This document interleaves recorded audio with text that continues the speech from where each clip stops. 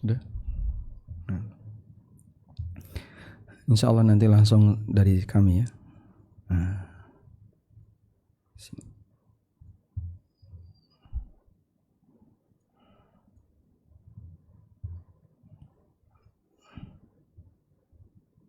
Bismillah.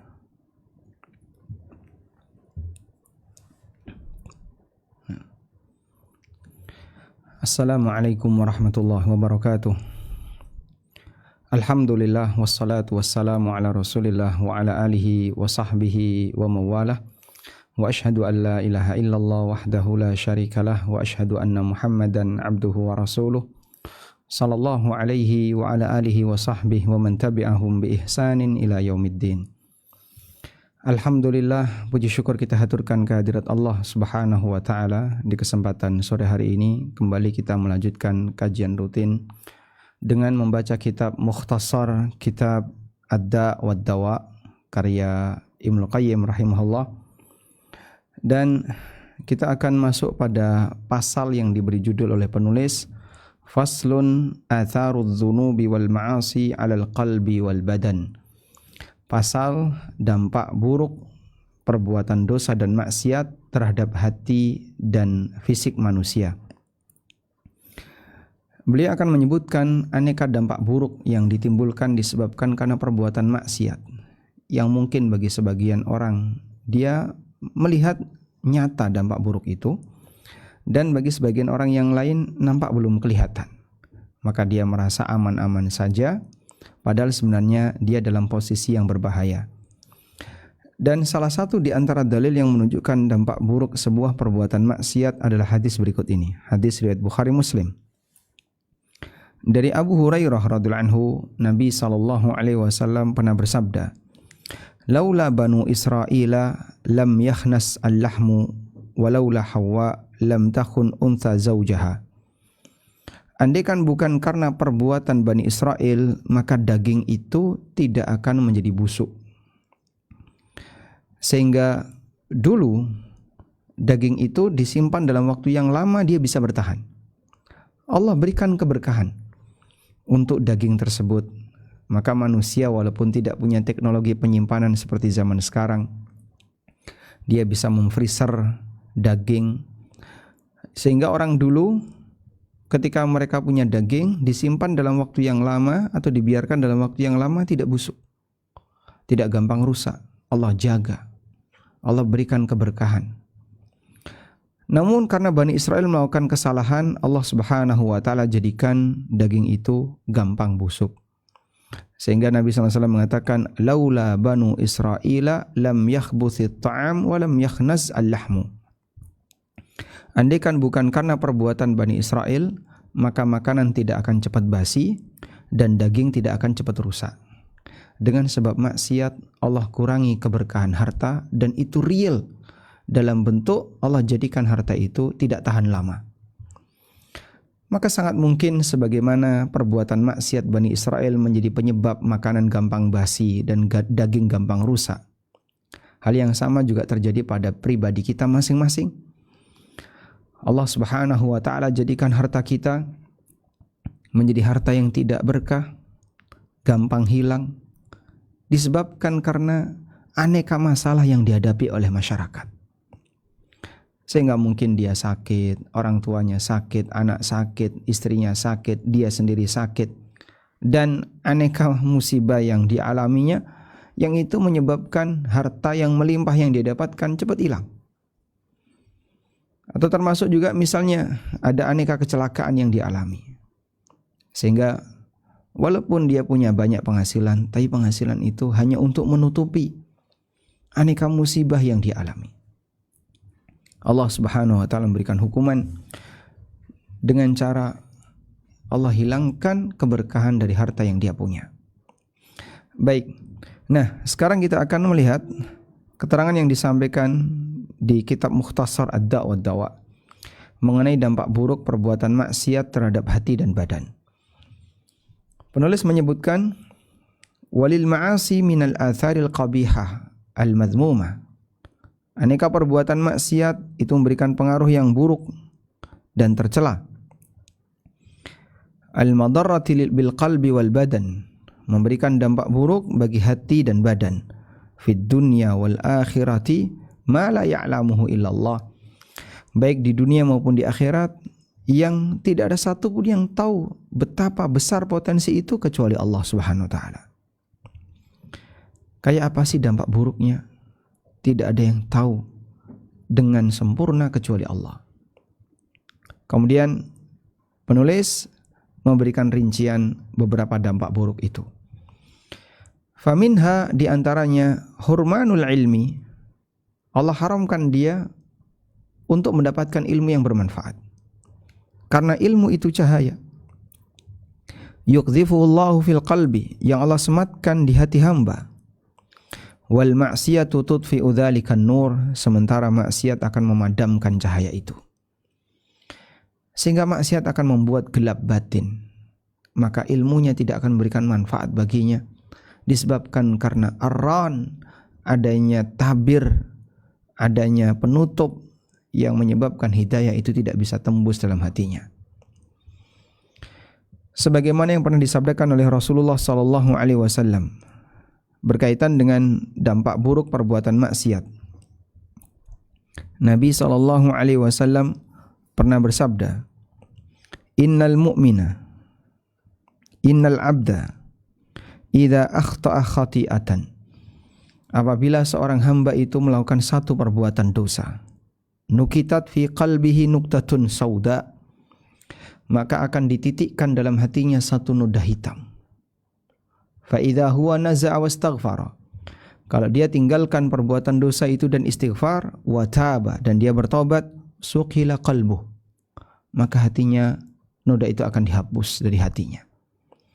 Wa in 'ada zida fiha hatta ta'luwa qalbah, kalau dia mengulangi perbuatan dosa itu akan ditambahkan noda-noda hitam tadi, hatta ta'luwa qalbah, sampai noda itu menutupi hatinya. Sehingga permukaan hatinya jadi tertutupi dengan noda-noda dosa. Kata Nabi SAW, wa huwa ar-ran, itulah ar-ran alladzi dzakarallahu, yang disebutkan oleh Allah Ta'ala, kalla bal rana ala qulubihim ma kanu yaksibun. Kenapa sampai mereka melakukan penyimpangan? Disebabkan karena ran yang ada pada hati mereka, karena perbuatan maksiat yang mereka kerjakan. Hadis sahih riwayat Tirmidzi, dan di sini dinyatakan statusnya hasan. Maka ada sebagian orang yang kadang, saya kok susah kalau belajar. Bisa jadi sebabnya adalah maksiat. Kita susah untuk menghafal. Salah satu sebabnya adalah maksiat.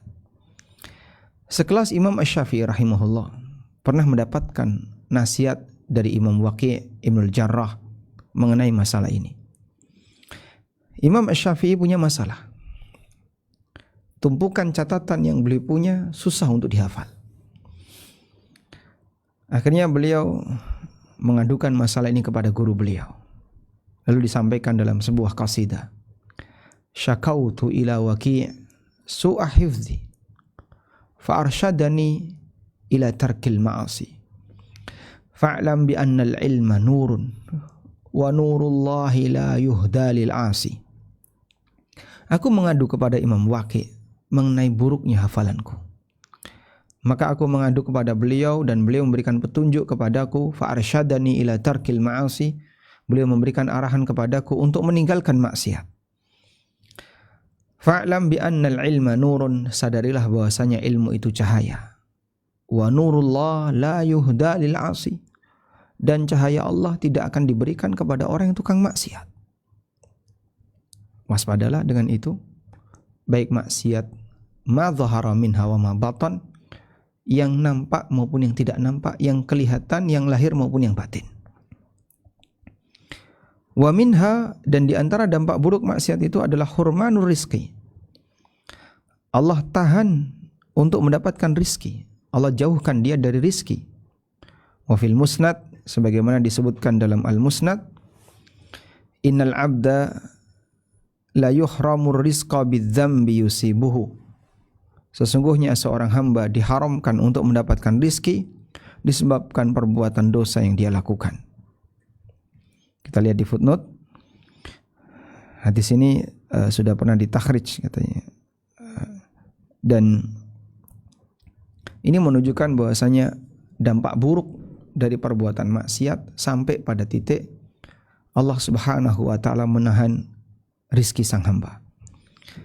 Kama anna taqwallah mujlibatun lirizki, sebagaimana takwa itu bisa menjadi sebab seseorang mendapatkan rizki, fatarku taqwa mujlibatun lil faqri, maka meninggalkan takwa juga bisa mengantarkan kepada kefakiran. Famastujliba rizqun bimithli tarkil ma'asi, tidak ada rizki yang bisa digapai semisal dengan meninggalkan maksiat. Tidak ada perbuatan untuk bisa mengundang rizki selain perbuatan meninggalkan maksiat. Yang lebih hebat melebihi perbuatan meninggalkan maksiat. Baik, Allah Subhanahu wa taala mengatakan, "Wa may yattaqillaha yaj'al lahu makhraja wa yarzuqhu min haitsu la yahtasib." Barang siapa yang bertakwa kepada Allah, yaj'al lahu makhraja, Allah akan berikan jalan keluar untuknya. Wa may yattaqillaha yaj'al lahu makhraja wa yarzuqhu min haitsu la yahtasib. Ini janji Allah Ta'ala di surat At-Talaq ayat yang kedua. Siapa yang bertakwa kepada Allah, maka Allah akan berikan jalan keluar untuknya. Di ayat yang ketiga, wa yarzuqhu min haitsu la yahtasib, dan Allah akan berikan rizki kepadanya dari arah yang tidak terduga.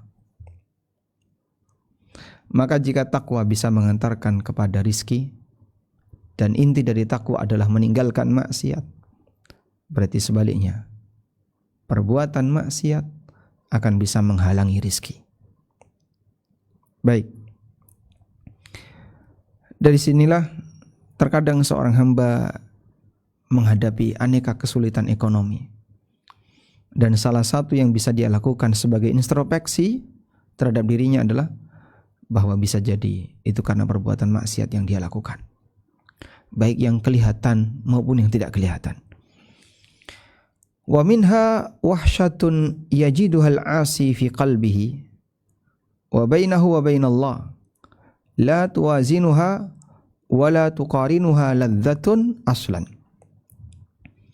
Di antara dampak buruk maksiat adalah seseorang merasa kesepian yang dijumpai oleh orang yang bermaksiat, dan dia rasakan dalam hatinya, dia merasakan tidak ada kenikmatan antara dalam ibadah yang dia lakukan antara dia dengan Allah. Saya tidak bisa merasakan kedekatan dengan Allah. La tuwazinuha wa la tuqarinuha ladzatun, di mana ibadah yang dia lakukan tidak diiringi dengan kelezatan aslan sama sekali. Akhirnya saat ibadah dia merasa itu beban.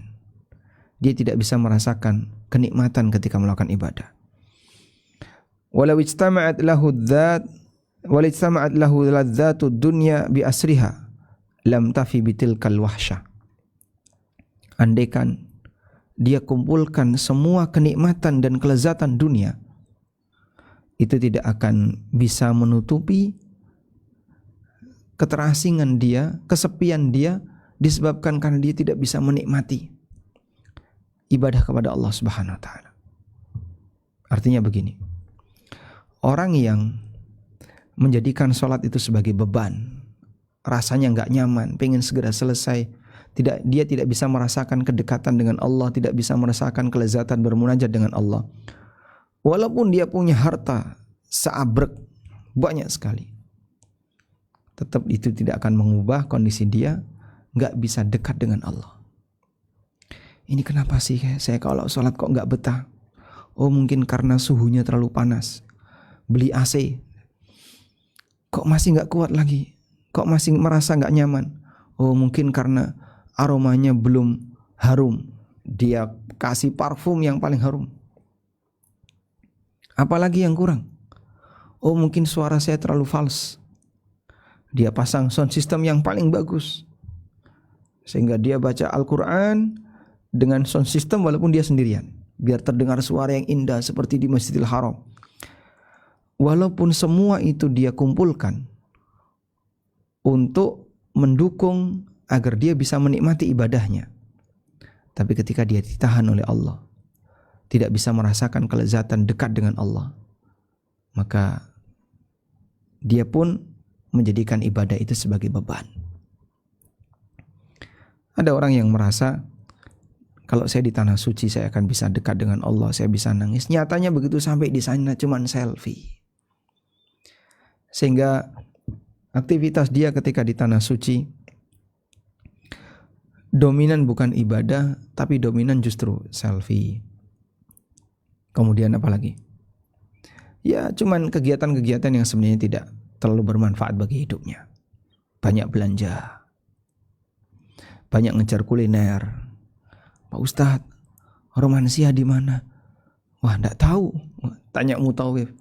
Belanja yang murah di mana? Kalau naksi ke sana berapa? Dihitung dia. Masya Allah. Dalam pikirannya hanya itu. Dan beragam para jamaah haji dan jamaah umrah ketika mereka berangkat ke tanah suci. Ada yang paling eksis, paling suka selfie di mana-mana. Ada yang paling mager, paling malas gerak, sehingga sholatnya selalu telat dan sering sholat di hotel.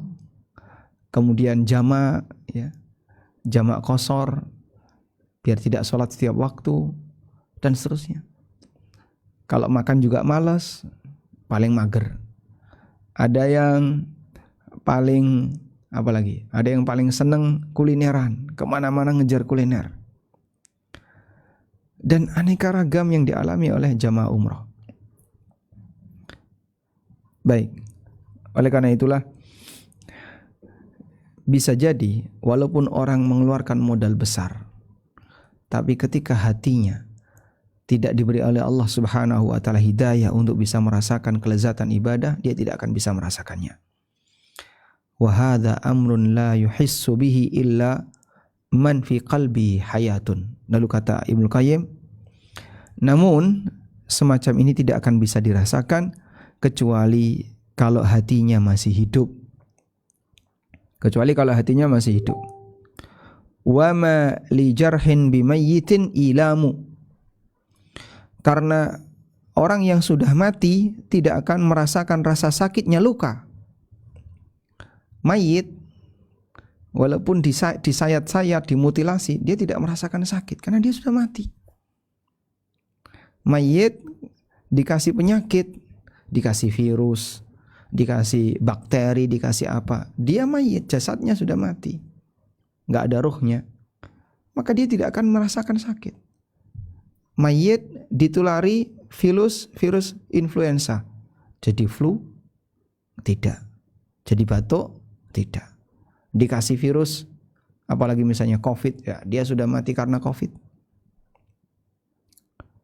Maka mayit tidak akan merasakan sakitnya luka karena dia sudah mati. Demikian pula hati yang sudah mati tidak akan merasakan sakitnya maksiat. Baik. Ini satu perumpamaan yang sangat bagus yang disampaikan oleh Ibnu Qayyim. Anda boleh catatnya. Bahwa mayit tidak akan merasakan sakitnya luka karena dia sudah mati, tidak ada ruhnya. Maka hati demikian pula terjadi pada hati tidak akan bisa merasakan sakitnya luka disebabkan karena dia mati, tidak ada ruhnya. Namun hati yang hidup dia bisa merasakan. Iya, ini karena dampak buruk maksiat saya. Ini karena pengaruh maksiat saya. Hatinya masih hidup. Falau lam tutrakid dhunubu illa hadaran min wuku'i tilkal wahsya lakana al-aqilu hariyan bitarkiha. Andaikan tidak ada dampak dari perbuatan dosa selain dia akan terjerumus ke dalam al-wahsyah tadi. Orang akan terjerumus ke dalam kondisi kesepian, tidak bisa merasakan kelezatan hubungan dengan Allah. Lakana al-aqilu hariyan bitarkiha. Itu sudah cukup menjadi peringatan bagi orang yang berakal untuk meninggalkannya. Saya enggak pingin jauh dari Allah. Saya tidak pingin kehilangan kenikmatan untuk mendekat dengan Allah. Maka orang ini karena takut suasana seperti itu, dia tinggalkan maksiat. Ibarat seorang karyawan yang sedang ngejar karir, dia ingin bisa membangun kedekatan dengan bosnya. Maka dia cari tahu apa perbuatan yang bikin bos itu jengkel sama karyawan. Oh ini. Baik, saya akan berusaha untuk meninggalkan itu, menghindari itu sebisa mungkin. Karena dia nggak pingin jauh dari bosnya, dia nggak pingin kemudian tidak dikasih bonus oleh bosnya. Itu karyawan ngejar karir dalam dunia kerjaan. Maka seorang hamba yang ingin mengejar kedekatan dengan Allah sudah selayaknya untuk menghindari dampak buruk dari maksiat. Wa minha al-wahsyatul lati tahsulu bainahu wa bainan nas. Termasuk juga rasa tidak nyaman yang terjadi ketika dia berinteraksi dengan orang lain. Wala siyama ahlul khairi minhum, terutama orang-orang baik di kalangan mereka. Fa innahu yajidu wahsyatan bainahu wa bainahum. Dia akan menjumpai, saya kok terasing, gak bisa dekat dengan orang baik di sekitar saya.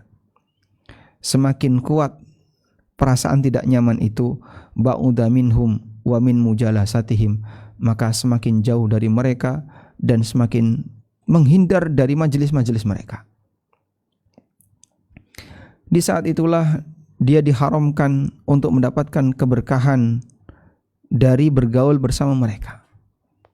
Dulu orangnya itu rajin belajar, rajin datang di aneka majelis ilmu, datang di kajian ini, datang di kajian ini. Kok sekarang hilang? Gak ada kabar. Dikasih info kajian gak respon. Sehingga bisa jadi kajian itu ada di dekatnya. Dulu dia ngejar jauh, sekarang ada di dekatnya, dia gak mau datang.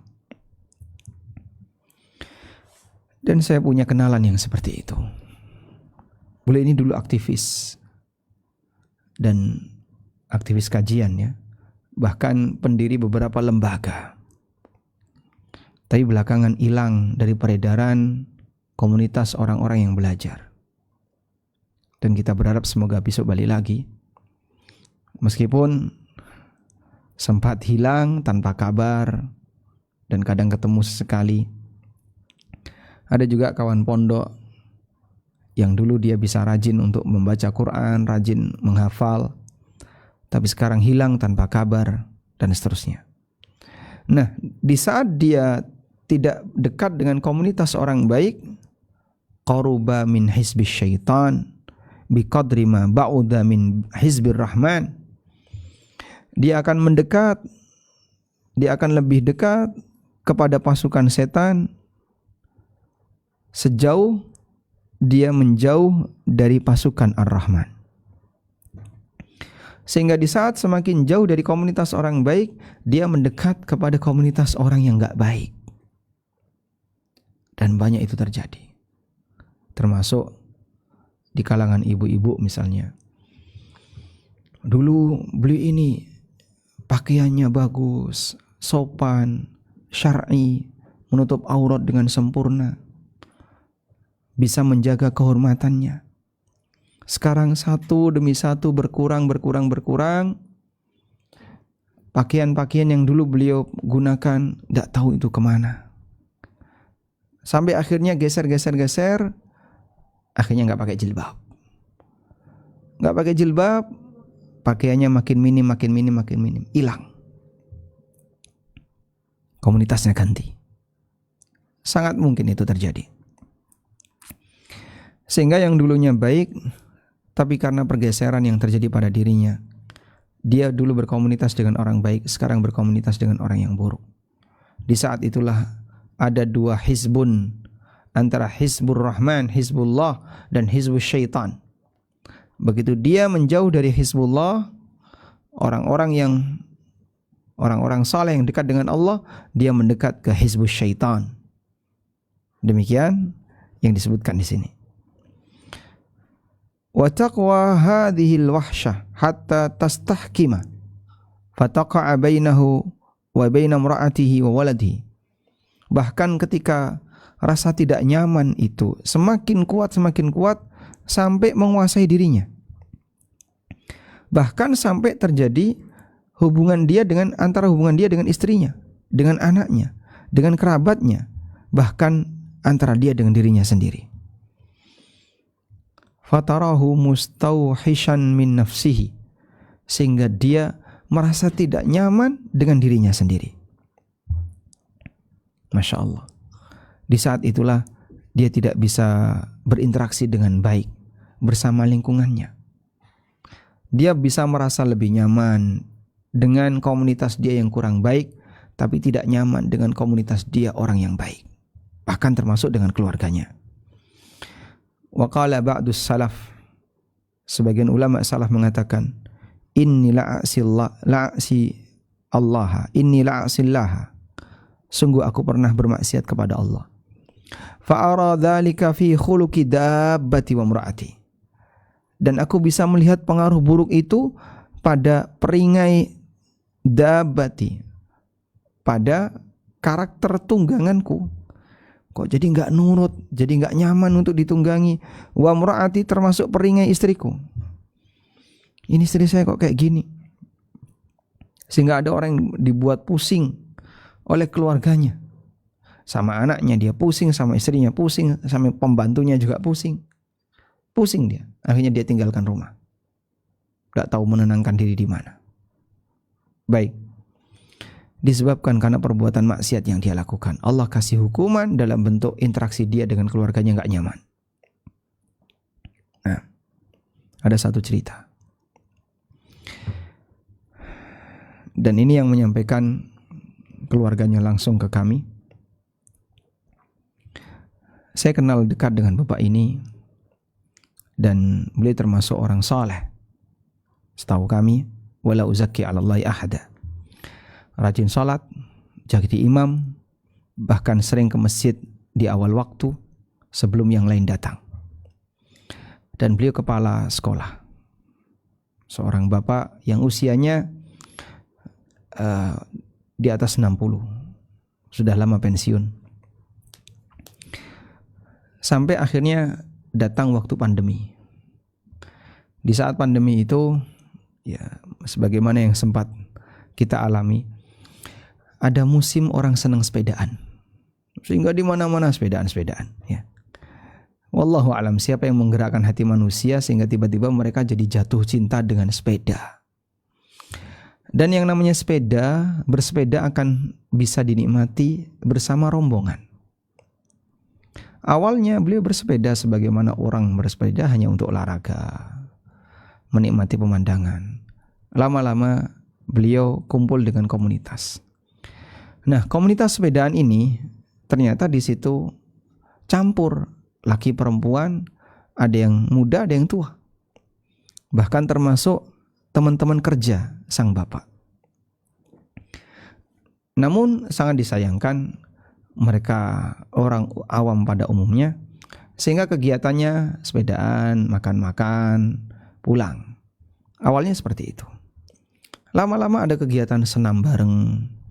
Lama-lama ada kegiatan kumpul bareng hanya untuk senang-senang bareng. Sampai akhirnya beliau lebih senang kumpul dengan komunitas seperti ini, laki perempuan campur, senam bareng dan seterusnya, dibandingkan pulang ke rumah. Sehingga pagi sudah keluar, nanti sore baru balik sepedaan. Ada perubahan di sini. Padahal beliau sudah sepuh. Usia beliau sudah jauh di atas 60. Kemudian keluarganya merasa ada perubahan pada bapak.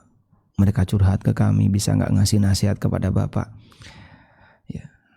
Dan seperti itulah yang terjadi ketika orang pindah komunitas. Maksiat berjalan secara bertahap, dikit demi sedikit, sampai pada kondisi orang itu kesulitan untuk merasakan dampak buruknya.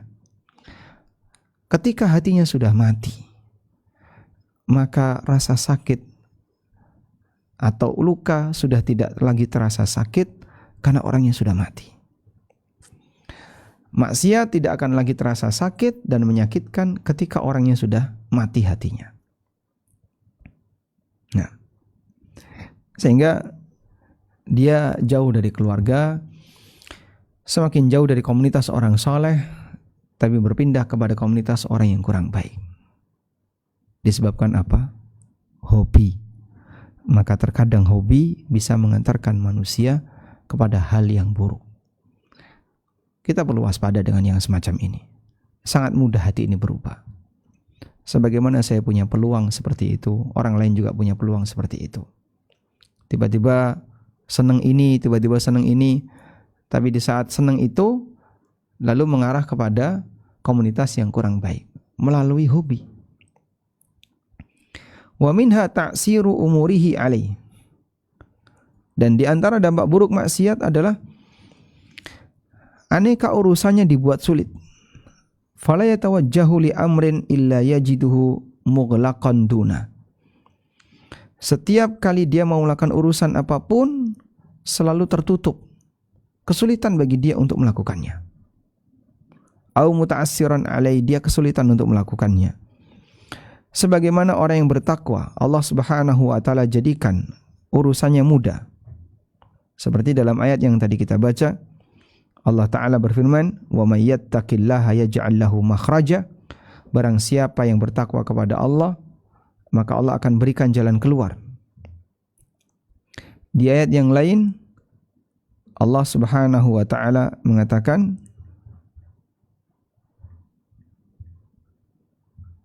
tentang pengaruh orang yang bertakwa di surat At-Talaq ayat yang keempat. Wa may yattaqillaha yaj'al lahu min amrihi yusra. Siapa yang bertakwa kepada Allah, maka Allah akan jadikan urusannya gampang, urusannya mudah. Di atas Allah mengatakan siapa yang bertakwa Allah berikan jalan keluar.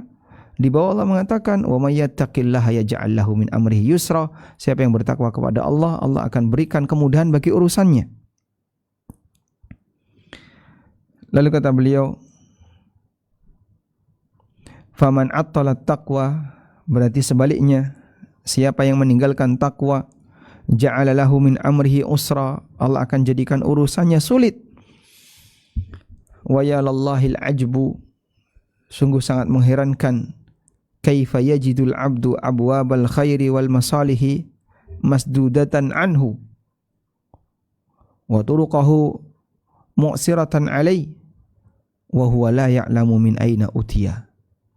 Oleh karena itu sangat mengherankan ketika ada seorang hamba yang dia tertutupi, tertahan untuk mendapatkan pintu-pintu kebaikan dan aneka kemaslahatan. Jalan-jalan menuju kebaikan sulit baginya. Sementara dia nggak tahu ini sebabnya apa. Kok bisanya dia nggak tahu seperti itu? Padahal sebabnya adalah kemaksiatan yang dia lakukan. Urusan kita kenapa semuanya serba susah? Di sini susah, di sini susah. Ini punya kendala, ini punya kendala, ini punya kendala. Ini penyebabnya apa? Penyebabnya adalah maksiat. Nah, kata beliau rahimahullah, aneh kalau ada orang yang setiap kali melakukan hal apapun dia selalu mendapatkan kendala dan kesulitan, tapi dia bingung. Ini sebabnya apa? Kenapa kok saya selalu kayak gini? Sementara berkali-kali Al-Quran mengingatkan, yang bertakwa dapat jalan keluar dan Allah jadikan urusannya mudah. Berarti meninggalkan takwa, dia mengarah kepada kesulitan. Wa minha zulmatun yajiduha fi qalbihi haqiqatan. Termasuk di antara dampak buruk maksiat adalah kegelapan yang dia jumpai dalam hatinya. Betul-betul dia menjumpai kegelapan itu, hakikatan. Dia bisa merasakan sebagaimana merasakan gelapnya malam. Al-bahim, al-lailil bahim, malam yang gelap gulita.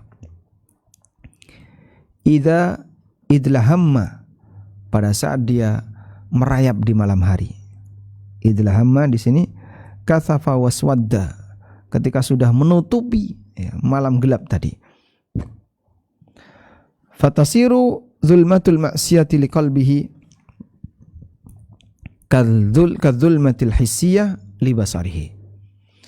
Maka kegelapan maksiat dalam hatinya itu seperti gelapnya suasana, ya, seperti suasana gelap bagi pandangan matanya, gak lihat apapun.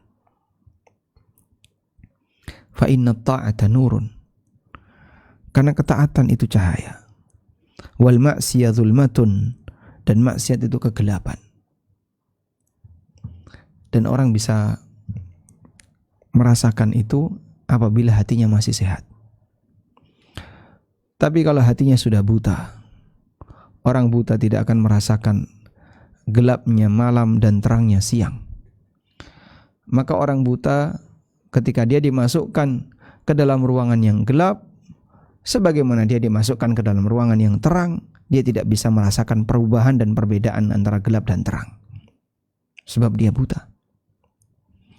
Tapi kalau hati itu masih hidup, masih bisa melek, walaupun luka misalnya, matanya ada yang gak normal, karena matanya sedang sakit, tetap bisa merasakan terang dan gelap.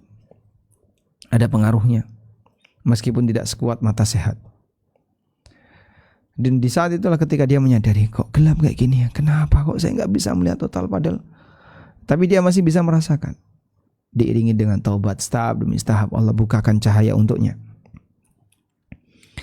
Wa kullama qawiyati dzulmatu izdadat hayratuhu, dan semakin kuat kegelapan itu akan semakin bertambah bingung dirinya. Saya harus kemana? Saya harus kemana? Bingung dia, gelap gulita. Hatta yaqa'a fil bid'i wad dalalat wal umuril muhlikati wa huwa la yash'ur. Sampai dia terjerumus ke dalam praktek bid'ah, aneka praktek penyimpangan dan kesesatan, dan perbuatan yang membinasakan, sementara dia gak sadar. Kenapa? Karena kegelapan yang dialaminya. Masya Allah. Maka tidak heran kalau ada orang yang menikmati perbuatan maksiat. Dia maksiat tapi dia nikmati.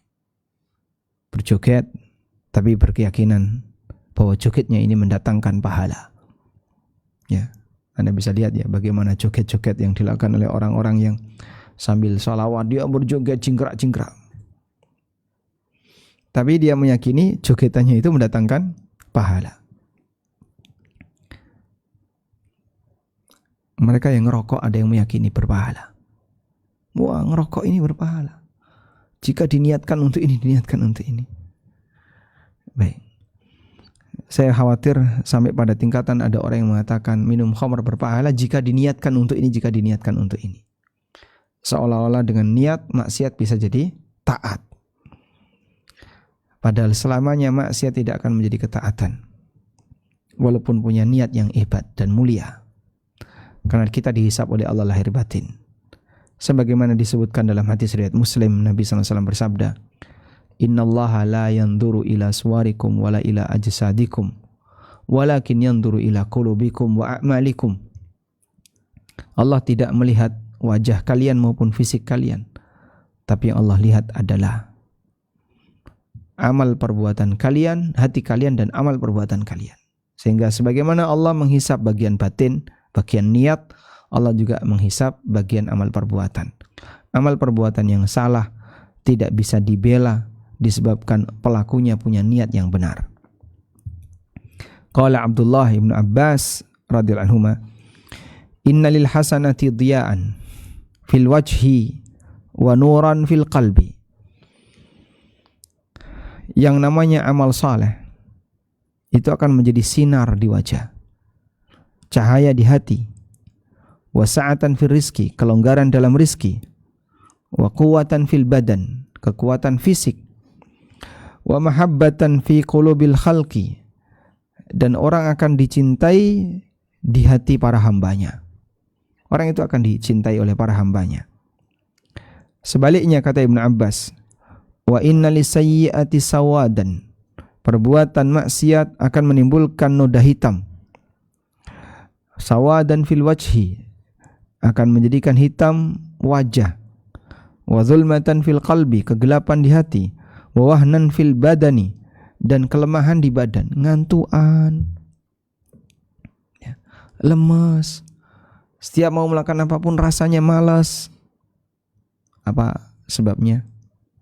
Karena orangnya banyak berbuat maksiat. Wa naqsan fir rizqi, dan berkurangnya rizki. Wa bughdatan fi qulubil khalqi, dan dibenci oleh orang lain, dibenci oleh masyarakat. Dan itu terbukti. Ada banyak sekali ya kasus tokoh agama, tapi dia punya banyak pelanggaran, baik pelanggaran sosial, pelanggaran ekonomi, maupun pelanggaran yang lainnya, bahkan pelanggaran dalam beragama. Mungkin dia merasa pengikutnya banyak, tapi hakikatnya yang loyalis sedikit, yang loyal sedikit. Dan ada beberapa orang yang kadang benci sama dia setelah tahu kesalahan-kesalahan dia. Akhirnya orang gak respect sama dia. Masalahnya cuman masyarakat satu manhaj dengan dia, tapi orang gak suka sama dia. Sehingga seolah-olah mereka bersatu hanya karena kesamaan ritual tertentu. Tapi hati mereka berpecah karena mereka tidak bisa akrab, merasakan kedekatan disebabkan akhlak yang tidak benar. Insya Allah maksud saya paham, bisa dipahami ya. Jadi ternyata tokoh-tokoh seperti itu banyak punya masalah dengan tetangganya, dengan lingkungannya, karena akhlaknya nggak benar. Misalnya kalau ngomong kasar, ya, kalau di hadapan orang tampak sombong, sehingga gimana orang bisa nyaman berinteraksi dengan dia, tapi akhlaknya seperti itu. Wa minha annal ma'asi tuhinul qalba wal badan. Termasuk di antara dampak buruk perbuatan maksiat adalah bahwa maksiat melemahkan hati dan badan. Amma wahanu halil qalbi fa amrun zahir. Maksiat bisa menyebabkan lemahnya hati, ya, semua orang tahu, fa amrun zahir. Bal la tazalu tuhinuhu hatta tuzila hayatahu bil kulliyah. Bahkan maksiat akan terus melemahkan hati sampai mematikan hati 100%. Tuzila hayatahu, menghilangkan kehidupan hati, maksudnya mematikan hati bil kulliyah 100%. Wa amma wahanu halil badan fa innal mu'mina quwwatuhu fi qalbihi. Dan bukti bahwasanya maksiat bisa melemahkan badan, penjelasan beliau, karena orang mukmin itu kekuatannya ada di hati. Wa kullama qawiya qalbuhu qawiya badanu. Dan ketika hatinya kuat, mentalnya kuat, badannya kuat. Wa ammal fajiru fa innahu wa in kana qawiyal badan fa huwa ad'afu syai'in indal haja. Adapun orang yang rajin berbuat dosa, mungkin bisa jadi dia fisiknya kuat, namun dia jadi lemah indal hajati, saat dia butuh kekuatannya. Fatahunuhu quwwatuhu, sehingga dia dikhianati oleh kekuatannya. Ahwaja ma yakunu ila nafsihi, melebihi kebutuhan dia pada dirinya. Maka saat dia butuh kekuatan itu, ayo dipakai untuk belajar, bangun subuh, nyatanya nggak bisa. Padahal badannya keker kan. Sebentar saya kok pusing, bangun subuh pusing. Dipakai puasa, aduh saya jam 10 itu udah kerucukan ya, nggak kuat ya. Ini yang kurus saja kuat puasa. Kamu yang badannya kayak gitu, merasa nggak sanggup, jam 10 sudah perut, waduh perutnya sudah nggak kuat, saya nggak puasa. Itu kayak yang disebut orang kuat, ya. Sehingga kekuatan fisik dia, ini manfaatnya apa orang ini?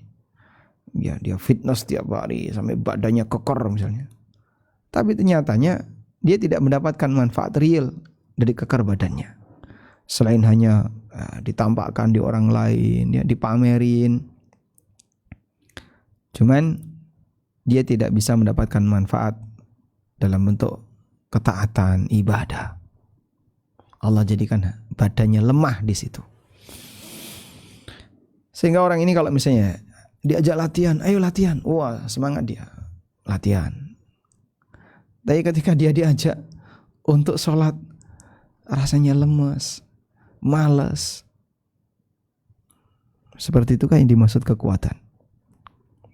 Wa ta'ammal quwwata abdani farisin war rum kaifa khanathum ahwaja ma yakunu ilaiha. Coba kamu renungkan kekuatan fisik dan kekuatan badan tentara Persia dan Romawi. Tapi kekuatan itu mengkhianati mereka di saat mereka membutuhkannya. Sehingga walaupun jumlah mereka banyak, fisiknya enggak kalah besar dibandingkan orang Arab ketika peristiwa perang Yarmuk. Wa qaharahum ahlul iman biquwwati abdanihim wa qulubihim, tapi mereka bisa dikalahkan oleh orang-orang yang beriman dengan kekuatan badan dan hati mereka. Sehingga perang Yarmuk, berapa sih perang Yarmuk? Kaum muslimin yang jumlahnya 30.000 ya. Coba kita cek.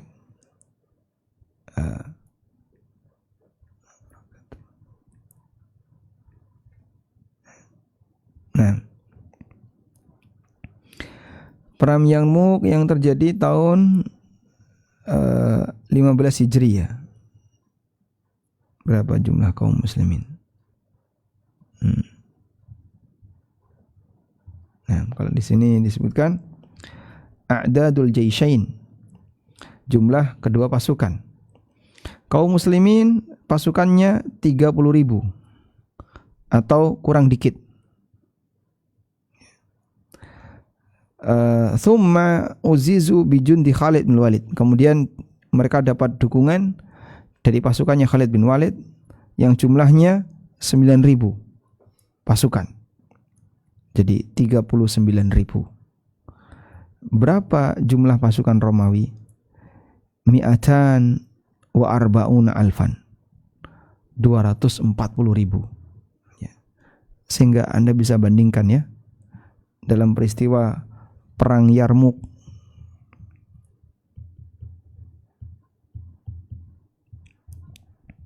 Muslim melawan Nasrani, orang Romawi. Ini berapa? 39.000. Yang ini berapa? 240.000. Yang satunya 240.000. Masya Allah. 240.000. Anda bisa ukur perbandingannya berapa. Kam min fi'atin qalilatin ghalabat fi'atan katsiratan biidznillah. Pasukan yang sedikit ini bisa mengalahkan pasukan yang besar dengan izin Allah. 240.000 kocar kacir mundur. Anda bisa potong duanya, angka duanya. 40.000 dibandingkan 39.000, itu saja selisih 1.000. Selisihnya 200.000 orang. 200.000 plus 1.000 orang. Baik. Tapi kaum muslimin menang ketika peristiwa perang Yarmuk, dan ini salah satu di antara bukti yang disampaikan oleh Ibnul Qayyim bahwa kekuatan mereka mengkhianati mereka di saat dibutuhkan. Karena hatinya lemah. Sama halnya ketika orang itu sedang haji dan umrah. Di Indonesia dia kuat, fisiknya kuat. Begitu sampai sana, ini lagi butuh, ayo tawaf. Aduh, saya kok pegel semua badan saya. Ayo berdoa. Capek, ngantuk. Pengen segera kembali ke hotel, saya pengen geblak Pak Ustaz. Saya pengen geblak. Udah habis makan, saya pengen geblak tidur. Belum selesai Pak, ayo saya selesaikan. Jadi kekuatannya mengkhianati dirinya. Di saat dibutuhkan malah ngilang. Wa minha hurmanut ta'ah. Di antara dampak buruk maksiat adalah terhalangi untuk berbuat taat. Falau lam yakun lidzanbi uqubatun. Andaikan dosa itu tidak punya hukuman, illa ayyusadda an ta'atin takunu lahu badalah. takunu badalah wa taqta'u tariqa ta'atin ukhra fayanqati'u alaihi bidzambi tariqun thalitha thumma rabi'a wa halumma jara fayanqati'u anhu bidzambi ta'atun katsira kullu wahidin minha khairun lahu minad dunya wa ma 'alaiha wa hadza karajulin akala aklatan aujabat lahu mardatan tawilatan man'athu min iddati akalatin atyaba minha wallahul musta'an. Kata beliau, andaikan dosa itu tidak punya hukuman selain dia akan dihalangi dari perbuatan taat, takunu badala, yang akan menjadi penggantinya. Jadi dosa itu menggantikan ketaatannya. Dan dia terputus untuk melakukan jalur ketaatan yang lain. Fayanqati'u alaihi bidzambi tariqun tsalits. Sehingga dengan perbuatan dosa yang dia lakukan akan menghalangi jalan yang ketiga. Kemudian jalan ketaatan yang keempat dan seterusnya. Sehingga dengan sebab perbuatan dosa itu dia terhalangi banyak ketaatan. Kullu wahidatin minha khairun lahu, padahal satu ketaatan itu saja andaikan diterima oleh Allah lebih baik untuknya dibandingkan dunia seisinya. Ini seperti orang yang makan makanan yang seharusnya dia bisa mendapatkan manfaat yang panjang, namun mana'athu min iddati akalatin atyaba minha. Tapi dia terhalangi dengan aneka makanan dari aneka makanan yang lebih enak. Jadi dia malah mengkonsumsi yang enggak enak. Akhirnya sudah kenyang duluan, makanan yang enak dia tinggalkan. Wallahul musta'an. Misalnya sebagai contoh ya, ada nasi yang kurang matang atau nasi yang busuk. Tapi dia makan banyak. Wah, ketemu nasi senang dia. Ya. Lalu selesai dia makan nasi banyak, tiba-tiba datang makanan enak. Satenya baru datang, ini baru datang. Waduh, saya sudah kenyang. Tadi nggak sabar. Kalau dia sabar dulu, tahan dulu, jangan konsumsi ini. Nanti akan ada makanan enak, maka dia akan bisa merasakan kelezatan makanan yang lebih enak. Orang yang berbuat maksiat seperti itu. Dalam gambaran ini, saat dia berbuat maksiat, maka terhalangi untuk melakukan ketaatan. Dan ketika terhalangi untuk melakukan ketaatan, dia maksiat lagi. Terhalangi untuk melakukan ketaatan berikutnya dan seterusnya. Wa minha, termasuk di antara dampak buruk maksiat adalah bisa mengurangi umur dan menghilangkan keberkahan. Karena albirra, kebaktian, kama yazidu fil umri wal fujuru yuqassirul umra. Karena yang namanya kebaikan bisa menambah umur, sebagaimana perbuatan dosa bisa mengurangi umur. Wasirul mas'alati anna umral insani muddatu hayatihi. Penjelasannya adalah bahwasanya umur manusia itu sepanjang hidupnya. Wala hayata lahu illa bi iqbalihi ala rabbi. Dan hakikat dari hidupnya tidak akan berfungsi kecuali dia menghadap kepada Rabb-nya. Merasa menikmati, mencintai Allah dan berzikir kepadanya dan lebih mendahulukan ridhonya. Maka di saat itulah umur yang sejatinya. Umur di mana dia bisa merasakan kedekatan dengan Sang Pencipta. Kemudian di antara maksiat juga bisa tazra'u amthalaha, ya, wa yuwallidu ba'daha ba'dan hatta ya'uzza 'alal 'abdi mufaraqatuha wal khuruju minha. Maksiat itu akan berkembang dan menimbulkan maksiat yang baru sampai berat bagi hamba untuk meninggalkannya dan keluar darinya. Sebagaimana perkataan seorang ulama salaf, inna min uqubati sayyiati as-sayyi'ata ba'daha. Bahwa hukuman dari perbuatan maksiat adalah maksiat setelahnya. Wa inna min thawabil hasanati al-hasanata ba'daha. Dan di antara thawab, ya, di antara pahala kebaikan, ketaatan adalah ketaatan setelahnya. wala yazalul abdu yu'ani ta'ata wa yu'lifuha wa yuhibbuha wa yu'thiruha hatta yursilallahu subhanahu wa ta'ala birahmatihi alaihil malaika ta'uzuhu ilaiha azzan wa tuharriduhu alaiha wa tus'ijuhu an firashihi wa majlisihi ilaiha. Dan seorang hamba ketika dia selalu beriringan dengan ketaatan, merasa nyaman dan mencintainya, dan dia dahulukan dibandingkan yang lain, sampai Allah utus dengan rahmatnya para malaikat yang akan memberikan dukungan kepadanya, memberikan motivasi kepadanya. Wa tus'ijuhu an firashihi wa majlisihi ilaiha, dan akan mengantarkan majlisnya kepadanya, yaitu dia akan senang untuk berbuat taat. Wala yazalu ya'laful ma'asi, sebaliknya orang yang menikmati maksiat, mencintainya, mendahulukannya dibandingkan yang lain, sampai Allah mengutus setan lalu mendukungnya. Ya.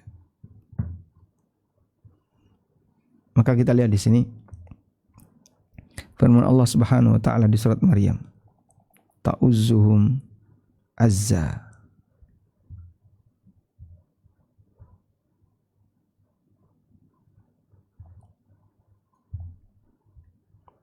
Ta'uzzuhum. Di surat Maryam ayat 83. Alam tara anna arsalna syayatin 'alal kafirina ta'uzzuhum azza. Tahukah kamu, kami mengutus setan, mengirim setan untuk mendukung orang-orang kafir, ta'uzzuhum azza, dan mereka saling menguatkan.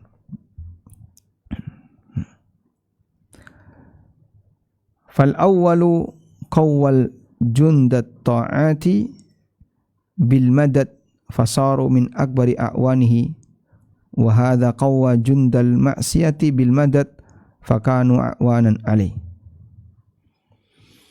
Yang pertama, menguatkan pasukan ketaatan dengan adanya bala bantuan, sehingga itu akan menjadi akbari a'wanihi, pasukan yang paling banyak mengiringinya.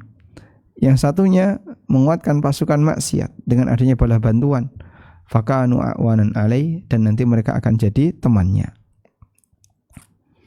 Baik. Demikian pula yang sangat menakutkan adalah bahwasanya maksiat bisa melemahkan hati an iradatihi. Fa taqwa iradatul maksiati wa tad'ufu iradatu taubah. Maksiat akan bisa melemahkan hati untuk bertaubat, sehingga keinginan maksiatnya semakin bertambah dan keinginan bertaubatnya akan semakin lemah tahap demi tahap. Ila an tansalikha min qalbihi iradatu taubah bil kulliyah, sampai keinginan untuk taubat 100% itu enggak ada. Falau mata nisfuhu lama taba ilallah. Andaikan setengahnya yang hilang, dia akan bertaubat kepada Allah. Fayati minal istighfari wa taubatil kadzabin bil lisan bi syai'in katsir. Sehingga dengan istighfar dan taubatnya para pendusta dengan lisannya, fayati bi syai'in katsir. Wa qalbuhu ma'qudun bil ma'siyati musirrun 'alaiha 'azimun 'ala muwaqa'atiha mata amkan. Sementara hatinya terikat dengan maksiat, ingin terus melakukannya dan bertekad untuk kembali melakukannya selagi memungkinkan. Wa hadza min a'zamil amrad, dan ini merupakan penyakit yang paling parah dan yang paling dekat kepada kebinasaan. Jadi beliau ingin menyampaikan di sini adalah orang sudah tidak ada keinginan untuk tobat, maka saat maksiat dia nikmati. Taib.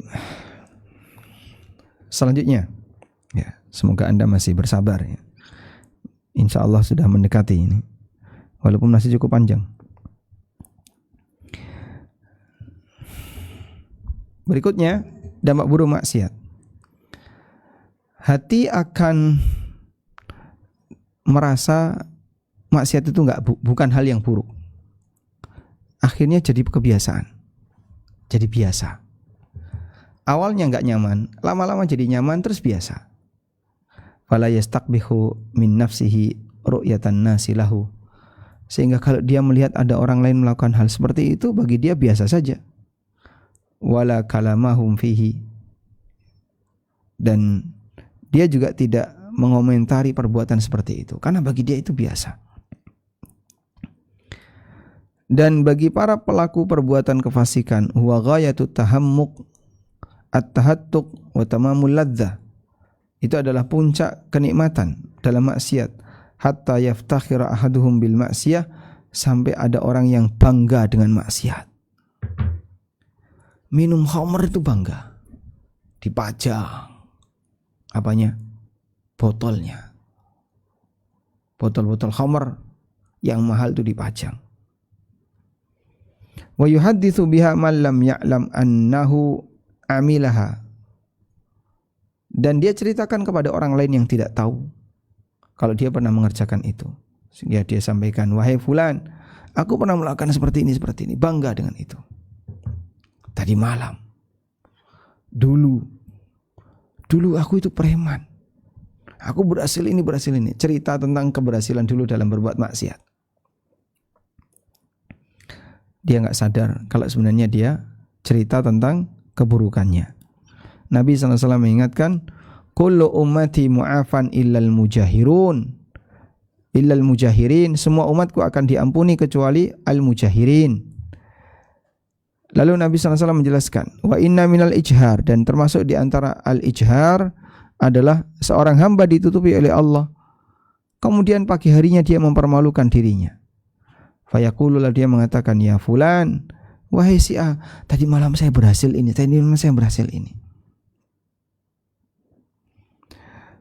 Baik. Maka dia robek tabirnya, waqad bata yasturuhu rabbu, padahal tadi malam Allah Ta'ala menutupi dosanya.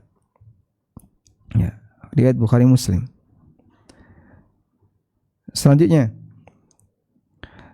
bahwa setiap maksiat akan mewariskan umat minal umamillati ahlakah Allah, di antara umat yang telah Allah binasakan. Praktek homo itu adalah warisan kaumnya Nabi Lot, mengambil hak melebihi dari haknya. Wa daf'uhu bin naqis mirathun an qaumi Syu'aib, dan dia serahkan yang kurang, ya. Dia mengambil yang lebih, dia serahkan yang kurang. Ini warisan kaumnya Syu'aib. Merusak timbangan, suka merampas harta orang, dan seterusnya. Kemudian bersikap sombong di muka bumi, ini adalah warisan kaumnya Fir'aun. Takabbur wa tajabbur, merasa hebat, menguasai, adalah warisan dari kaum Nabi Hud. Fal'asi labisun thiyaba ba'di hadhil umam wa hum a'da'ullah.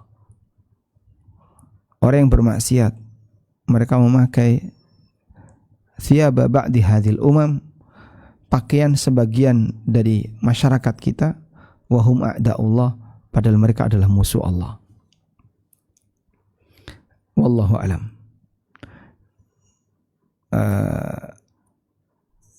Kita baca dengan cepat ya. Kemudian maksiat akan menjadi sebab lemahnya hamba di hadapan Rabb-nya, dan atau kehinaan hamba di hadapan Rabb-nya, dan hamba akan hilang kehebatannya di hadapan Rabb-nya. Kata Al-Hasan Al-Basri, hanu alaihi fa'asauhu walau azzu alaihi la'asamahum. Masya Allah.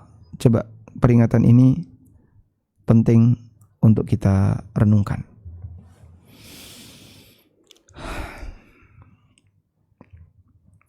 Jadi ceritanya gini, kenapa orang itu berbuat maksiat? Karena Allah nggak ngasih hidayah kepadanya, sehingga dia berbuat durhaka.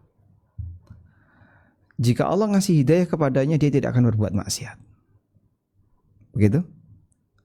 Lalu apa sebabnya Allah nggak ngasih hidayah kepadanya? Karena dia hina di hadapan Allah. Maka karena dia hina di hadapan Allah, Allah jadikan dia melakukan perbuatan yang hina, yaitu maksiat. Andaikan dia itu mulia, Allah akan lindungi dia dari perbuatan maksiat. Paham ya? Masya Allah. Andaikan dia mulia, maka Allah akan lindungi dia dari perbuatan maksiat. Maka orang yang terjebak dalam perbuatan maksiat tapi tidak diselamatkan oleh Allah, karena bagi Allah orang ini hina, akhirnya dia sibuk dengan perbuatan hina. Andaikan orang ini mulia, akan diselamatkan oleh Allah dari perbuatan hina itu. Masya Allah. Demikianlah keterangan Hasan Al-Basri. Dan kalau hamba itu sudah dihinakan oleh Allah, maka tidak akan ada orang yang bisa memuliakannya. Sebagaimana firman Allah Ta'ala di surat Al-Hajj, wa may yuhinillahu fama lahu min mukrim. Siapa yang Allah hinakan, maka tidak akan ada orang yang bisa memuliakan. Meskipun bisa jadi dia dimuliakan oleh sebagian masyarakat secara lahiriah. Kenapa? Lihajatihim ilaiha. Oh, karena ada maunya, ada kepentingannya, atau takut dari dampak buruknya. Fahum fi qulubihim ahqaru syai'in wa ahwanuhu. Tapi hakikatnya mereka itu dalam hati mereka sangat terhina. Sehingga masyarakatnya itu gak suka sama dia, benci sama dia. Tapi kalau ketemu, kenapa kok nunduk-nunduk? Ya karena ada kebutuhan, atau ya takut nanti dampak buruknya. Baik. Selanjutnya, bahwa seorang hamba ketika terus-menerus melakukan perbuatan dosa, hatta yahuna alaihi wa yasghara fi qalbihi, sampai dosa itu dianggap remeh di hatinya. Dosa ini remeh, nanti juga hilang sendiri. Dan ini salah satu tanda penyimpangan hamba. Fa inna dzanba kullama saghara fi 'ainil 'abdi. Karena ketika sebuah perbuatan dosa itu dianggap kecil di hadapan hamba, maka itu menjadi besar di hadapan Allah. Oh, berarti dia meremehkan. Dan ketika dia meremehkan dosa, semakin besar dosanya. Al-Bukhari rahimahullah menyebutkan dalam kitab sahihnya dari Ibnu Mas'ud, sesungguhnya al-mu'min, dia melihat dosa ka'annahu fi asli jabalin, seolah-olah dia berada di bawah batu besar. Yakhafu ayyaqa alai, dan dia takut batu itu akan gelinding menimpanya. Wa innal fajira, dan orang yang rajin berbuat dosa, yara dzunubahu kadzubabin waqa'a ala anfihi, dia menganggap dosa itu seperti lalat yang nempel, yang hinggap di hidungnya. Faqala biha kadza fatar. Kemudian dia cuman ngebas saja, terus lalat itu pergi.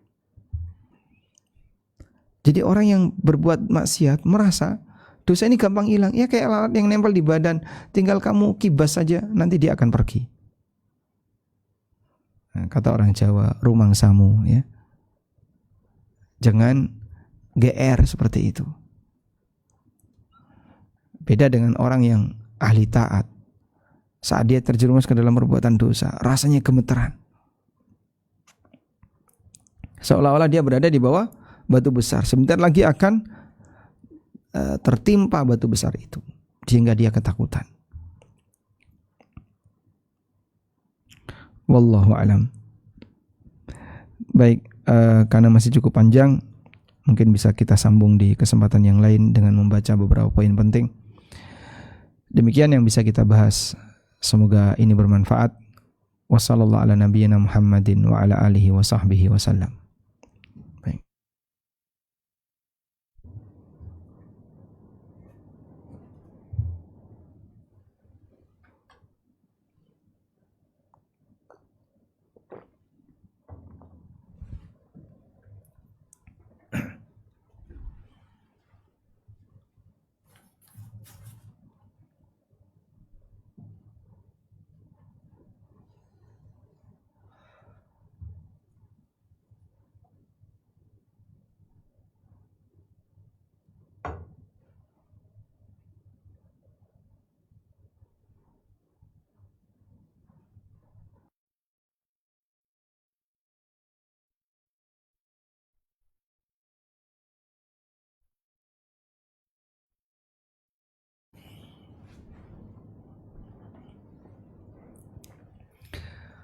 Baik, selanjutnya bagi yang tergabung di Zoom, di sisa waktu kurang lebih 15 menit, barangkali jika ada yang ingin disampaikan kami persilahkan.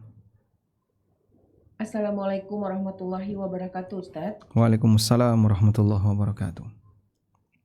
Apakah suara saya dapat terdengar dengan jelas di Ustadz? Alhamdulillah cukup jelas. Ya, Alhamdulillah Ustadz atas materi hari ini, dan Alhamdulillah sudah begitu banyak pertanyaan yang masuk. Saya izin membacakan ya Ustadz ya. Tafadhali. Ya.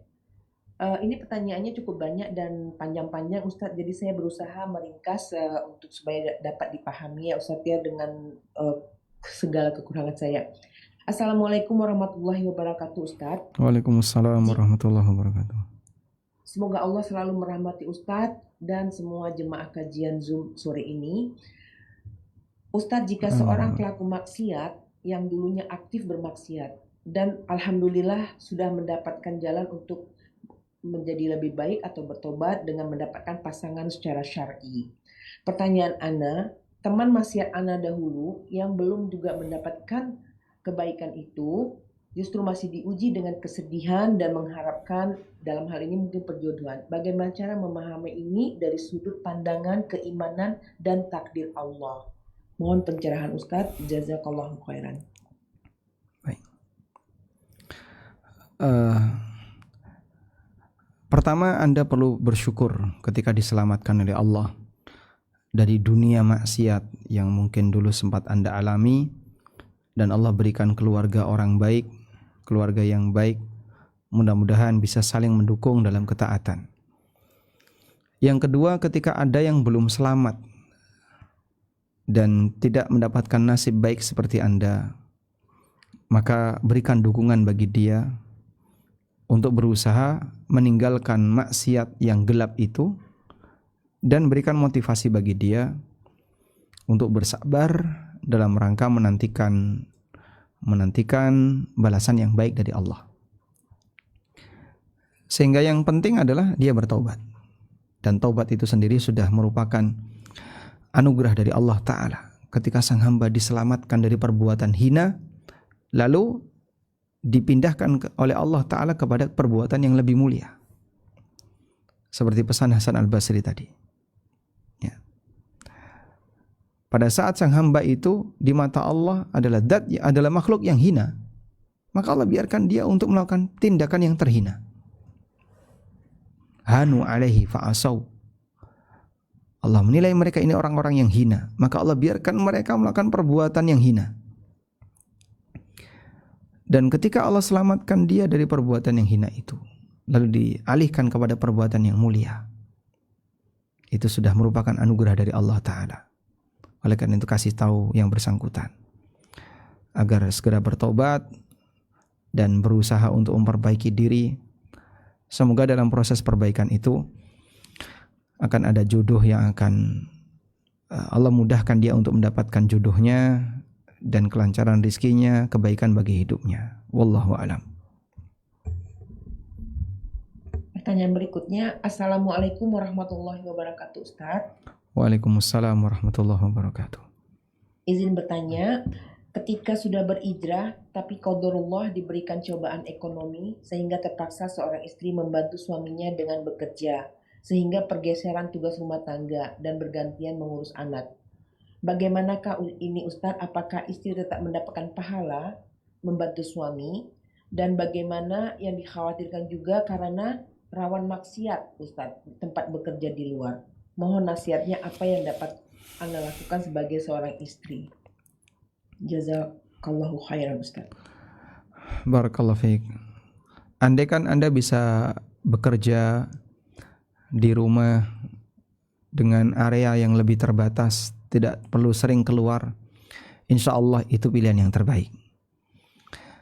Sehingga mungkin bisa mencoba untuk kegiatan-kegiatan yang tidak perlu keluar, misalnya jualan online, dan ini fasilitas yang bisa dimanfaatkan bagi siapapun yang ingin meniti karir untuk berbisnis rumahan, jualan online dengan adanya fasilitas online.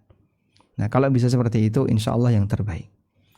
Kalau sekiranya tetap nggak bisa Pak, saya belum bisa melakukan seperti itu.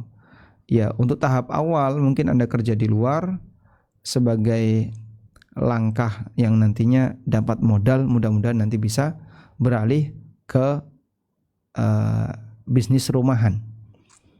Jadi biar nanti wanita tidak terlalu banyak berinteraksi dengan lawan jenis yang ada di luar. Ya kurang lebih seperti itu sebagai saran.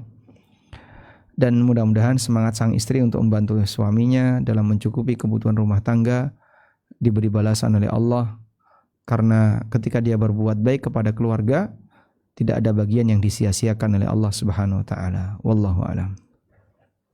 Jazakallah khairan Ustaz.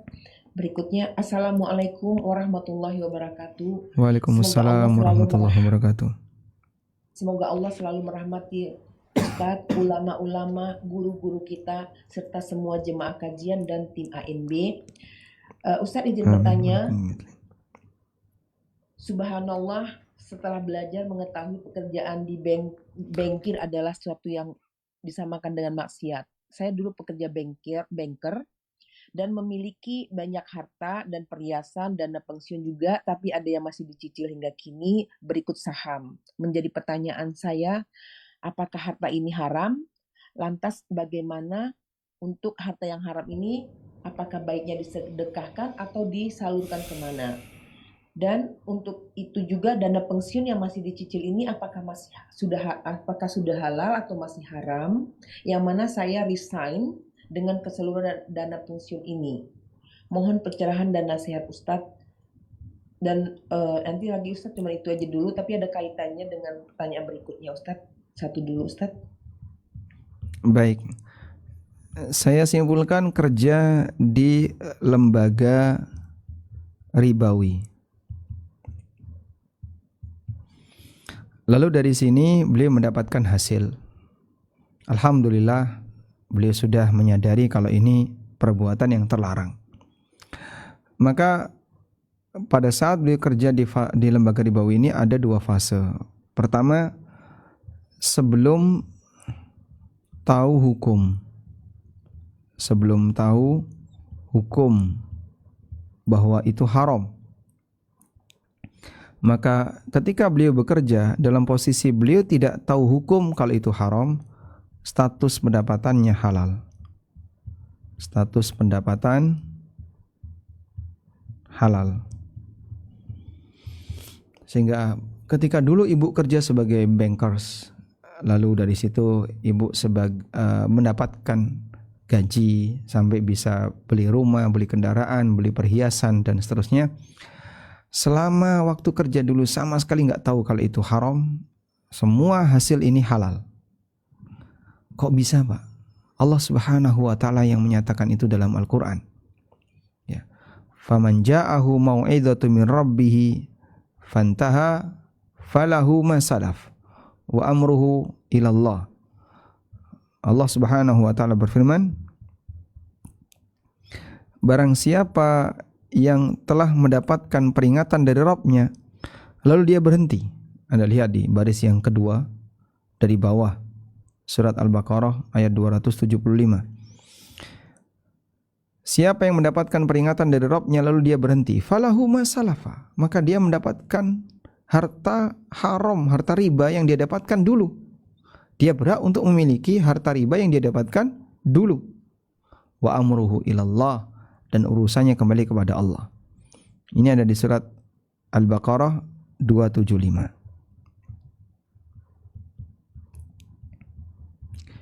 Nah, sementara setelah tahu hukum, maka status pendapatan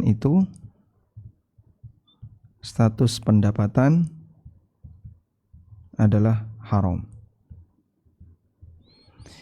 Nah, kalau Anda dulu ketika bekerja sampai pensiun itu tidak tahu sama sekali. Belakangan baru tahu. Setelah belakangan tahu, Anda masih dapat pensiunan. Maka sejak tahu itu, pensiunan yang masuk tadi tidak boleh diambil. Tapi Pak, itu kan otomatis masuk. Nah, ketika otomatis masuk, berarti silahkan Anda berikan kepada fakir miskin atau kegiatan sosial. Intinya yang kembali kepada kemaslahatan kaum muslimin secara umum. Dan Anda tinggal menikmati hasil yang dulu, nafkah yang dulu, tabungan yang dulu. Gunakan nafkah Anda dari tabungan-tabungan yang dulu. Mungkin masih ada emas misalnya, silakan dijual secara bertahap untuk nafkah di sisa-sisa usia. Sementara yang baru masuk dari pensiunan bisa diberikan kepada fakir miskin. Wallahu alam. Jazakallah khairan Ustadz. Untuk selanjutnya tadi hampir mirip Anda berusaha gabung. Ini masalah KPR Ustadz. Dulu kami KPR rumah dan ternyata itu semuanya riba. Dan kami sekarang berusaha menjual rumah tersebut. Dan dengan hasil jual rumah itu nanti akan dibelikan secukupnya dengan uang hasil penjualan. Tetapi ada keuntungan. Apakah rumah kami yang akan datang ini karena ada keuntungan dari hasil riba itu akan menjadi harta haram Ustadz? Mohon pencerahan Ustadz. Jazakallahu khairan. Baik, insya Allah statusnya halal. Jadi rumah hasil KPR itu rumah halal. Saya ulang ya, rumah hasil KPR itu rumah halal. Anda bisa menyimak video-video tentang riba di ANB Channel dan beberapa penjelasan kami tentang masalah riba. Tapi kami tidak tutup mata untuk melihat area mana yang masih halal. Makanya kalau ada sebagian orang menilai yang anti riba itu semuanya jadi nggak boleh, enggak. Kita membahas riba dengan mengedepankan prinsip, ya mudah-mudahan bisa dinilai ilmiah, sehingga yang haram kita katakan ini haram, yang halal kita katakan ini halal. Dan rumah hasil KPR, kendaraan hasil leasing itu halal, ya. Sehingga siapapun yang sudah punya rumah dari hasil KPR silahkan dimiliki. Siapapun yang punya kendaraan hasil leasing silahkan dimiliki. Kalau mau dijual silahkan dijual. Sah-sah saja untuk dijual. Kemudian menghasilkan tambahan, misalnya kok rumahnya jadi makin naik harganya, lalu dia dapat keuntungan, silahkan untuk dia miliki kelebihan harga tersebut. Wallahu a'lam. Jazakallahu khairan Ustaz. Penjelasan detailnya ya tentang KPR bisa dilihat video kemarin. Kalau nggak salah hari Ahad pagi kita bahas tentang, atau Sabtu sore ya, tentang penjelasan KPR dan leasing. Ada di ANB Channel. Nah. Jazakallah khairan Ustaz. Berikutnya bismillah. Assalamualaikum warahmatullahi wabarakatuh Ustaz. Waalaikumsalam warahmatullahi wabarakatuh. Semoga Ustaz selalu sehat dan dalam hidayah Allah Subhanahu wa taala beserta tim dan jemaah kajian. Amin. Ustaz izin bertanya, bagaimana halnya ketika ada seseorang yang menjauh dari ketaatan kepada Allah disebabkan rasa kecewa karena apa yang dicita-citakannya tidak terkabul atau tidak terwujud. Padahal agar terwujud cita-citanya ia telah melakukan ketaatan, dan ketika orang tersebut dinasehati, dia menyadari kesalahannya karena telah menjauh dari ketaatan.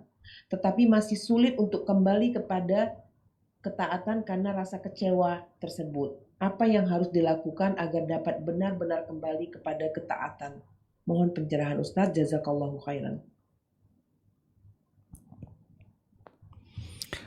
Hal yang perlu disadari, di saat kita dikeluarkan dari ketaatan, itu berarti kita tidak diajak untuk bergabung dalam kegiatan yang mulia. Lalu kenapa kok saya nggak diajak? Maka bagian itu yang perlu kita buat bahan muhasabah, introspeksi diri. Oh, jangan-jangan saya tidak layak untuk ikut dalam kegiatan mulia itu. Mungkin karena hatiku yang kotor, mungkin karena perbuatanku yang banyak salah, sampai Allah tidak memberikan izin kepadaku untuk melakukan kegiatan yang mulia. Nah, kalau orang menyadari seperti ini, maka dia akan berusaha untuk memperbaiki dirinya. Dan bisa jadi salah satu sebabnya adalah dia kecewa sama Allah.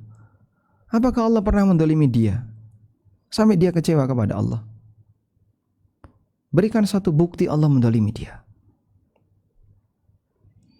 Ketika dia tidak punya bukti, suudzon dia kepada Allah adalah sebuah perbuatan maksiat, perbuatan dosa. Dan itu bukti bahwasanya hatinya hati yang jahat. Dia suudzon kepada Allah. Tega-teganya dia suudzon kepada Zat yang telah memberikan banyak kenikmatan kepadanya. Apa yang bisa dibayangkan ketika ada anak yang suudzon kepada orang tua, suudzon kepada ibu. Padahal ibunya sudah banyak berbuat baik kepadanya. Orang tuanya banyak berbuat baik kepadanya, tapi anaknya suudzon kepadanya. Kira-kira gimana? Tidak hanya nggak bisa berterima kasih, tapi lebih parah daripada itu. Dia menilai ibunya jahat, dia menilai bapaknya jahat, padahal bapaknya sudah banyak berbuat baik. Siapa yang jahat? Orang ini, si anak ini. Sehingga anak yang jahat, ketika dia banyak diberikan kebaikan oleh orang tua, dia akan menilai orang tuanya jahat. Padahal aslinya yang jahat adalah anaknya. Oleh karena itulah, bisa jadi karena kejahatan hati sang hamba, sampai dia suudzon kepada Allah, lalu merasa kecewa dengan Allah, karena harapan dia tidak diijabai oleh Allah. Padahal Allah tidak mendolimi dirinya, dan Allah juga tidak pernah menjanjikan untuk memberikan apa yang diharapkan.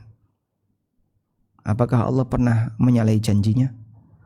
Allah sudah berjanji kepadaku untuk memberikan ini. Kapan Allah menjanjikan itu? Tunjukkan buktinya. Ini buktinya. Masya Allah. Ya, tidak ada bukti kalau dia didolimi oleh Allah. Dan gak mungkin Allah mendolimi hambanya. Karena ada banyak nas dalam Al-Quran, Allah tidak mendolimi hambanya. Ya. Wa mallahu bidzallamin lil abid. Allah tidak mendolimi para hambanya. Oleh karena itu, yang bersangkutan harus sadar, sejahat inikah hatiku? Padahal Allah melihat lahir batin.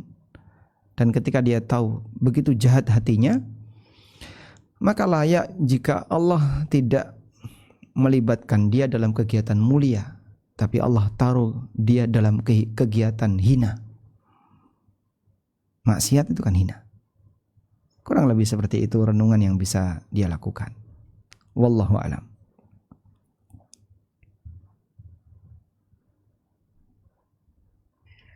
Jazakallah khairan Ustaz. Pertanyaan berikutnya. Assalamualaikum warahmatullahi wabarakatuh Ustaz. Waalaikumsalam warahmatullahi wabarakatuh. Izin bertanya, mohon sarannya bagi kami yang sedang merawat orang tua yang terkena stroke. Hanya di tempat tidur tidak bisa bicara. Apakah sebaiknya disetelkan murotal Quran, zikir, salawat, atau apakah ada ayat-ayat ruqyah dari Al-Quran tertentu Ustaz? Jazakallahu khairan, barakallahu fikum. Jika beliau masih bisa merespon aktivitas yang ada di sekitarnya, salah satu guru saya mengalami seperti itu. Semoga Allah mengampuni beliau, dan sudah cukup lama beliau mengalami stroke, lumpuh total, tapi masih bisa merespon. Gak bisa bicara, responnya pakai air mata. Sehingga kalau dijenguk oleh muridnya, beliau nangis. Teringat dulu bisa beraktivitas bersama. 2 kali saya menjenguk beliau dalam kondisi sakit ya, dan beliau nangis. Nah, berarti masih bisa respon. Kalau masih bisa respon, pendengarannya masih sehat, matanya masih sehat, masih bisa respon. Berikan sesuatu yang membahagiakan. Misalnya ceramah-ceramah yang memotivasi orang sakit. Kemudian tausiah-tausiah yang membuat beliau bisa lebih tenang. Hanya itu yang bisa kita berikan. Sehingga beliau sudah tidak bisa menikmati kenikmatan dunia apapun sudah. Makan mungkin terasa enggak enak, tapi beliau tetap harus makan untuk bertahan hidup. Baik, dalam posisi itu rasanya enggak enak semuanya. Tapi ketika beliau masih bisa respon, pindahkan kenikmatan fisik ke kenikmatan batin. Ya, setelkan murotal itu salah satunya. Kemudian distelkan tausiah yang bisa beliau dengerin. Misalnya Ustadz Syafiq ya, atau Ustadz siapa yang enak didengar sehingga membuat beliau bisa merasakan kelezatan merenungkan ayat Al-Quran atau mendengarkan ceramah yang adem. Ya hanya itu yang bisa dilakukan. Nah semoga dengan hati yang tenang, sudah itu jadi kenikmatan batin tersendiri. Sehingga beliau bisa bermunajat dengan Allah yang tidak kelihatan oleh orang sehat. Karena gak bisa bicara. Pandangannya mungkin tidak fokus kemana. Tapi mungkin beliau sedang bermunajat kepada Allah dengan batinnya. Mohon ampun kepada Allah, istighfar dengan hatinya. Karena lisannya sudah gak bisa berfungsi. Nah mudah-mudahan dengan itu harapan yang bisa kita berikan untuk beliau yang sekarang sedang sakit sebagaimana yang tadi diceritakan. Tayyib wallahu a'lam, mungkin itu yang bisa kita sampaikan. Semoga yang sedikit ini bermanfaat dan kita mohon kepada Allah semoga Allah menganugerahkan kemudahan bagi kita untuk berbuat taat. Allahumma inna nas'aluka fi'lal khairat wa tarkal munkarat wa hubbal masakin wa idza aradta bi'ibadika fitnah faqbidna ilaika ghaira maftunin. Allahumma a'inna ala dzikrika wa syukrika wa husni ibadatik. Ya musarrifal qulub, sarrif qulubana ala ta'atik. Wa ya muqallibal qulub, thabbit qulubana ala dinik. Wa sallallahu ala nabiyyina Muhammadin wa ala alihi wa sahbihi wa sallam. Wa akhiru da'wana anil hamdulillahi rabbil alamin. Wassalamualaikum warahmatullahi wabarakatuh.